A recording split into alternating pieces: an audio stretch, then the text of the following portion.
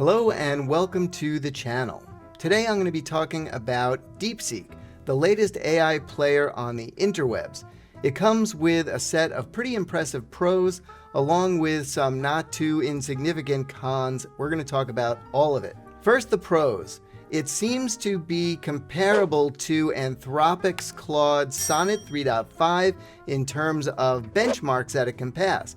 And that's particularly impressive considering that it's entirely open source and it cost about $6 million to train. Now, that seems like a lot, but if you compare it to something like ChatGPT 4, that cost about $60 million to train. Some of the cons that go along with DeepSeek are that researchers were already able to compromise it in a significant way and execute arbitrary SQL code and get it to reveal things like secrets. That's pretty bad. DeepSeek has since fixed that. Also, Microsoft and OpenAI are considering suing DeepSeek, claiming that DeepSeek used OpenAI's API without permission to train its model. Counterbalancing that is the New York Times and others are suing Microsoft and OpenAI with the claim that they used copyrighted material without permission as well. With all that background under our belt, let's transition over to the code now. For the rest of this video, we're going to compare the code that's created by ChatGPT to the code that's created by DeepSeek, and we're going to use the same exact prompt for both of these LLMs. This comes from Clarkio, also known as Brian Clark, and he created this excellent prompt to exercise LLMs and see the kind of quality code that we could get out of them, and to see if telling it that we want secure code up front would make a difference in what it produces. We're going to start with ChatGPT, and in both cases, we're going to judge these LLMs, ChatGPT and DeepSeek, according to three dimensions. The first is going to be the ease of understanding the instructions that it gives us to create the application. The second is going to be the functioning of the application. So does it work out of the box? Does it require additional prompts? Does it give us all of the information that we need to configure it and to connect to a database? That'll be the second dimension that we judge this on. And then the third and final dimension will be how secure is the code, and we're going to validate that by running Snyk scans on both sets of code that these different LLMs produce. Interestingly, ChatGPT stopped generating code in the middle of a file here. I thought maybe it was busy, or maybe because I wasn't in an authenticated state. I'm in an incognito window here, but I simply typed in, it looks like the last file is not finished, and then it continued, and it gave us a bunch of summary notes here. So let's jump to the top and let's see what it produced. So first of all, it's telling me what it's going to use. It's using Express, it's using Mongoose, the implication being that it expects a MongoDB, a Mongo database. It's using bcrypt for hashing passwords. That's good practice. It's using Helmet to secure HTTP headers, cores. These are all security concerns that it's taking seriously. That's a good thing. It's also giving us specific instructions on how to get started. So it's giving us this npm init, initial npm install, and save dev for nodemon. That's very good. It's also giving us a structure, and then it's giving us all of the files that it has together in this structure. All right, before we actually move on to the next step, which is trying to run it, let's go down to the summary and see what it has to give us here. Security considerations and practices, so it's telling us to store environment variables in the .m file. It's giving us some environment variables that we're going to need, like JWT secret. It's using Express Validator for sanitization. Put a pin in that. We're going to come back and make sure that that's the most secure library that we can use for sanitization. It's using bcrypt for password hashing. So it's going into some great detail about why it chose what it did, which I think is actually pretty good. Oh, and then it gives us deployment instructions. That's great. So deploy on a secure server, use HTTPS by default, database backups, and it's telling us to do some penetration testing. All right, through the magic of video editing, I'm going to take all of this and get it set up as a project, and I will be right back. Now that ChatGPT has generated all of this code and I've populated the code in the directory structure that it gave me, let's see how well the application actually runs. Now we know that it has a dependency on Mongo, and the environment is all set up here using a database called Note app. I already have Mongo running locally, so that won't be a problem for us. The only thing I'm going to change is that the app by default wants to run on port 5000. I'm going to change that. So I'm going to make that port 5050 only because I already have something running there. And I'm just going to do node app.js. All right, so the app is running on port 5050. We have some Mongo driver warnings. Maybe we'll circle back to that, but it does say that it's connected to MongoDB, so that's great. Let's go ahead and in another terminal, I'm going to use my personal favorite HTTP client, and that is HTTPy. And I'm going to post on localhost port 5050.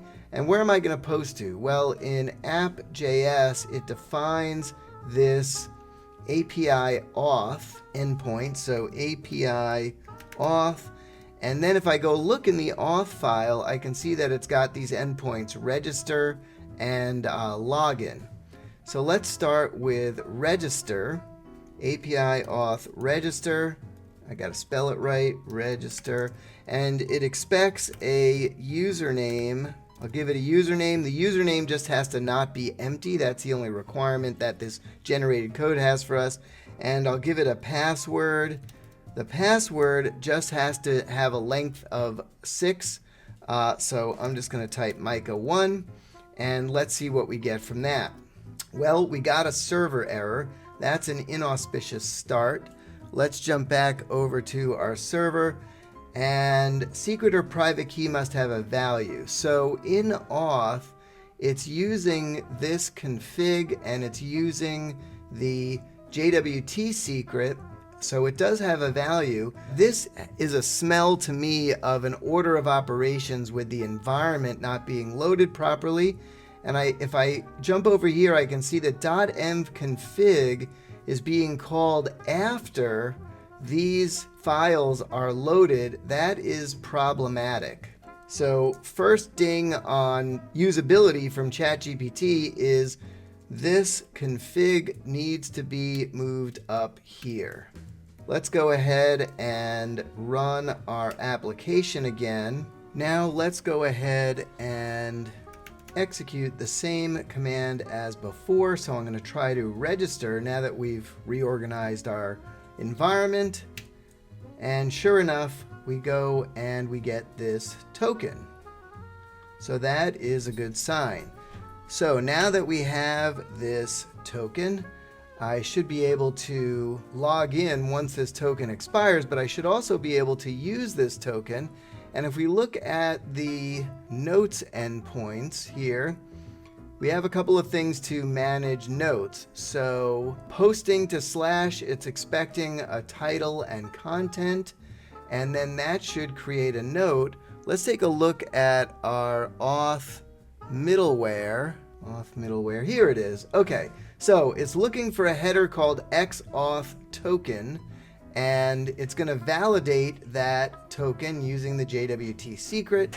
So let's go and see if we can interact with this endpoint, the / endpoint, to create a new note. And if I jump back to auth, I can see that I need API notes in front of it. So let's do it without auth and see what happens. So that's going to be posting to 5050 / API notes. Well, it should fail right away. Let's just see what happens there. Right, no token authorization denied. If we look again, it's going to be looking for the xauth token header. So let me go ahead and give it the xauth token header.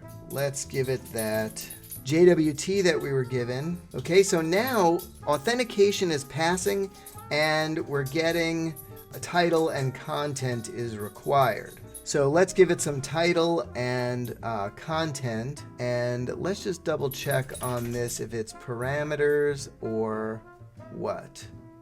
Right, it's going to pull it from the body. So great. So let's give it a title equals, we'll say my great note, and we'll give it content equal fun with ChatGPT. Great. So now we've created a note in our Mongo database, and let's see, there should be an endpoint. We can update the note, we can delete the note, we can get the note. That's what I want. So now if I change this to a get and I get rid of the title and the note, it should give me a list of notes I created. Okay, so let's give this, say, a B+ on runability. I did have to fix that environment, but now it's running. And now let's get to what we really care about, or what I really care about, which is how secure is this application? We're going to look both at the libraries that it's imported as well as the code itself, and we're going to do that through a Snyk scan. So let's go ahead and run our scan. So no issues found in our libraries. That's pretty good. Let's see what it comes up with for the code security. Okay, so Snyk is telling us in its scan that it found one medium level vulnerability related to cross-site request forgery, and it can generate a fix for us. So let's let it generate the fix, and it's going to add this new dependency called csurf, and it's going to have the Express app use that csurf dependency. So let's apply that fix. Great. And let's go ahead and save app.js, and let's rerun our scan, and no issues found. Okay, so it looks like the only place security-wise that ChatGPT might have fallen down is with CSRF. And let's just see, did it mention anything about CSRF? It did not. It took care of cores, but not CSRF. So let's give it an A- on security. So instructions, A+. Usability, runability, B+. It was close, but it had one thing out of order, and if you were a new developer or weren't familiar with .env, that might have been a real problem for you. And then on security, we gave it an A- because it left out cross-site request forgery protection, but fortunately Snyk caught that, and it was easy to fix our application. All right, let's switch gears now and do the same process all over again with DeepSeek. With ChatGPT's solution under our belt, let's now switch to DeepSeek, which is what this has all been about. I'm going to bring up another incognito window here. Let's go to deepseek.com. Okay, so once again, let's copy this exact text and let's put it into DeepSeek. All right, so similar to what we saw before, it came up with a whole bunch of code and advice, and interestingly enough, right out of the gate here, I got to subtract some points because we said create a simple node. This should be production ready. Our prompt said this should be production ready, and even at a glance, I can see that it's using SQLite, and when we run this, it's going to create these tables, and that is definitely not production ready. And it even says replace with a production ready database like PostgreSQL or MySQL if needed. So got to deduct points right off the bat for that because this is not production ready out of the box. All right, so now let's go ahead and set up our project similar to the way that we did before. And it does look like it gives us a bunch of good setup instructions here, and it gives us the folder structure. So I'm going to go and do that now and then edit it for brevity. Okay, just like before, I've created the folder structure that it advised, and I've set up all the files the way that it said. We have an MJS, we have a JWT secret, we have a port. I'm going to change that slightly. We have a bunch of models and other supporting files, and we have our app.js. So this should be ready to go. Let's go ahead and see if I can run this. You know what's interesting is in app.js I don't see .env, although it did tell us to create this env file. So I'm kind of curious about that. It might have left something out, but let's see what happens when we go ahead and run it. So I'm going to say node app.js. Yeah, so it's running on port 3000, which tells me that even though the instructions were to create this .env file, it's not actually reading the .env file. And at this point, we kind of know what we would need to do to get it to read the .env file. But that's kind of another ding on this DeepSeek created code. But let's move on. So I'm gonna just give it as command line parameters. I'm gonna copy this whole thing. I can just put it here on the command line, and then that should be everything that we need. Let's see what I messed up. Oh, it's already in use. What's running on 3030? Well, let's just make it 5050 like we did before. Okay, so the server's now running on port 5050. Just like we did before, let's take a look at the code and kind of suss out what it's doing here. So we have this route API notes. That's the only route that's defined here. And if we look at routes, it looks like it jammed all of the authentication stuff into this one file. So I got to give ChatGPT some points for keeping that separate. So when we go to post a note, it's going to call this authenticate middleware. Let's see where that's defined. That's probably in our auth file. Yeah, there's authenticate. And it's looking for a bearer token, and it's using JWT for that. But let's see where what I'm looking for is like a register and a login endpoint, similar to what we saw in the other one. And maybe I'm missing it here, or maybe it didn't give it to us. Let's just see. It may be missing something here. So there's our authenticate middleware. This is our note, and it's using that. And let's see. And here's where it's making sure that the authentication is enforced, but I don't see any endpoints to actually get that JWT. So it looks like next step is interesting. So next steps, it did give us these next steps, but it didn't actually implement them. And if we go way back up to our prompt said it should be production ready, it should be secure, we should be able to create, update, and delete notes. And as it stands, we can't really do that, so it's incomplete. So gotta subtract more points here. I think we're in the C area. But let's say if I tell it to implement next steps. Okay, it added a whole bunch of new stuff. So let's take a look at this. We'll go through this little by little. So adding user authentication, I would have hoped that this was there at the get-go. The application wasn't really usable as it was without doing some manual labor, like creating a JWT on our own and kind of getting a user into the database. So this does all that now. Let's go and add this to our model. So we have model user.js. Great. And then we have routes auth.js. Auth.js.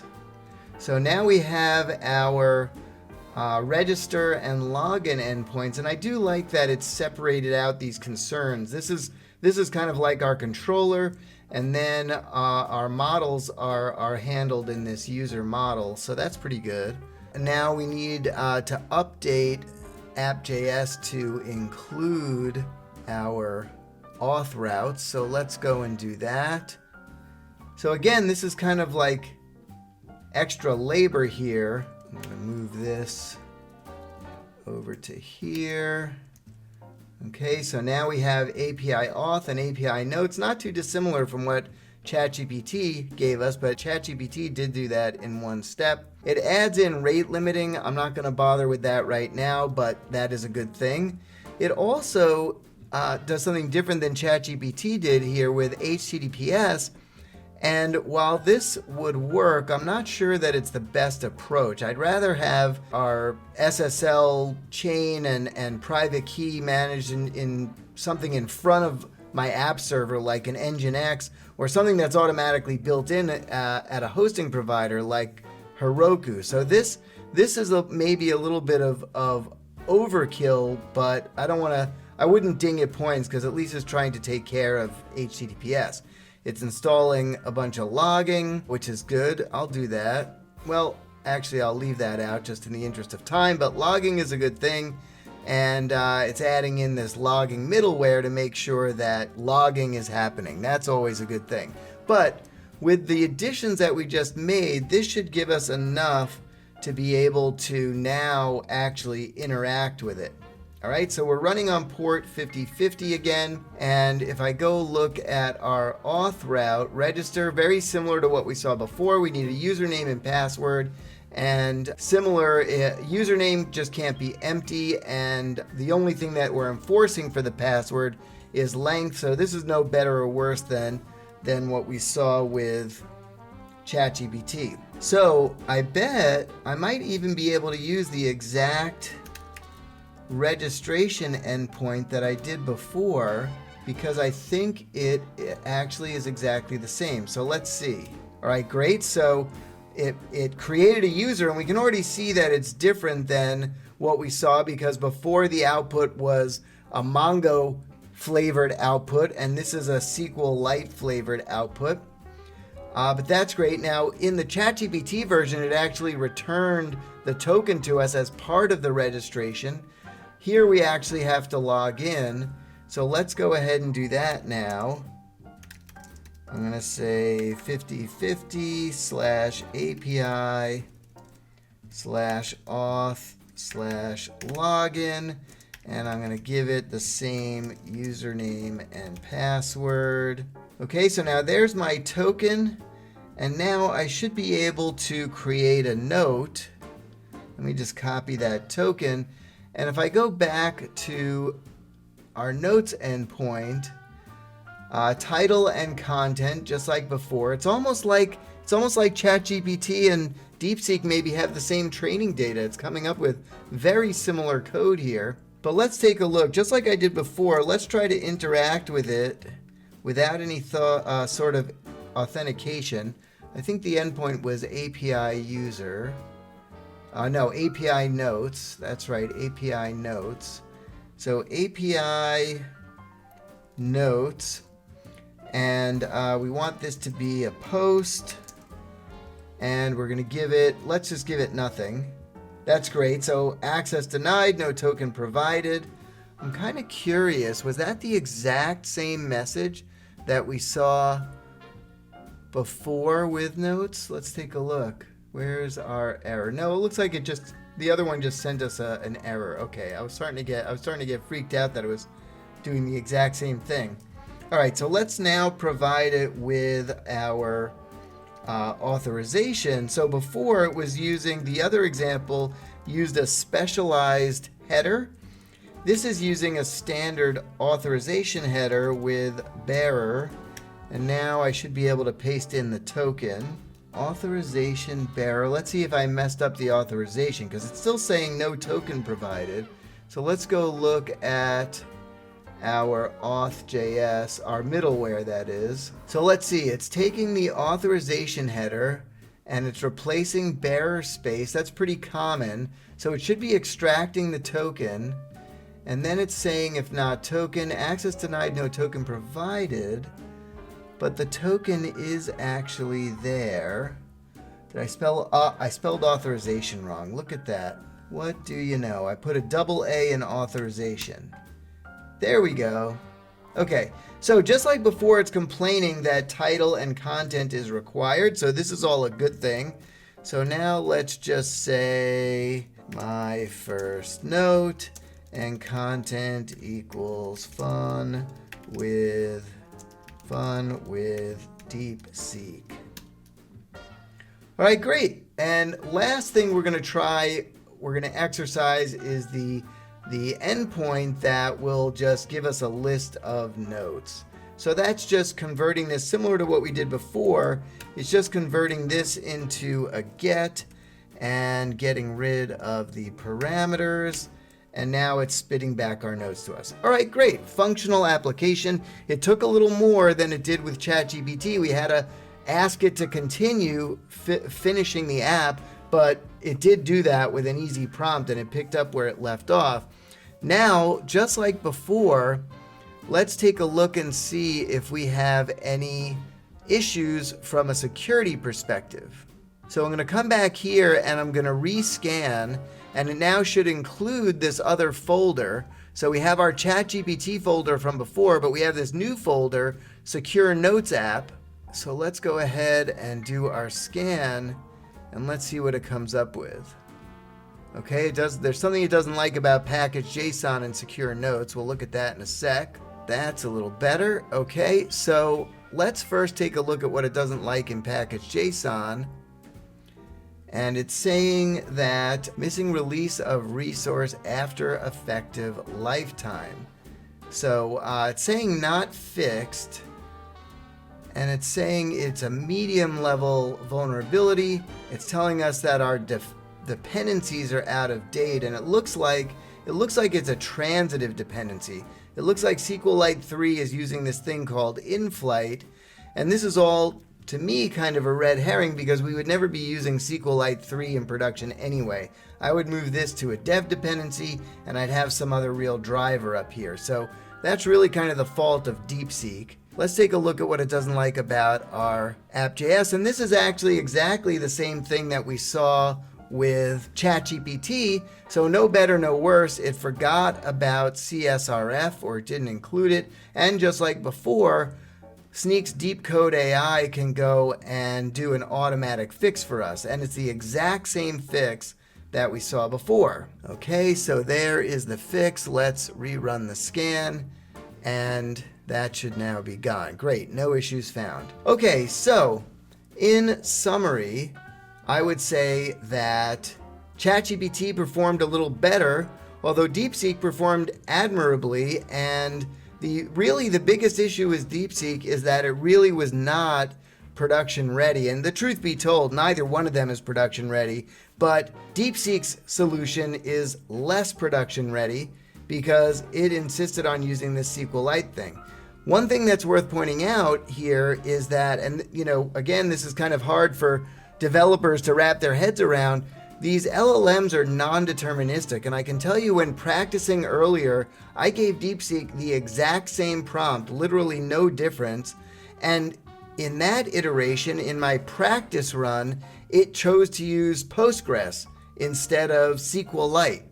So it's non-deterministic, and if you do the same, we kind of expect differences between LLMs, but it's a little shocking sometimes to developers the first time they get different results for the same prompt from the same LLM. So that's something to keep in mind. It's kind of buyer beware. It is a really good idea to always run a security scan, and admirably, both DeepSeek and ChatGPT were pretty safe in the code that they produced. The biggest issue was CSRF. It was easily fixed by Snyk, and that's why combining Snyk with these LLMs really gives you that superpower. All right, so at the end of the day, our scores are posted up here in the video between the two.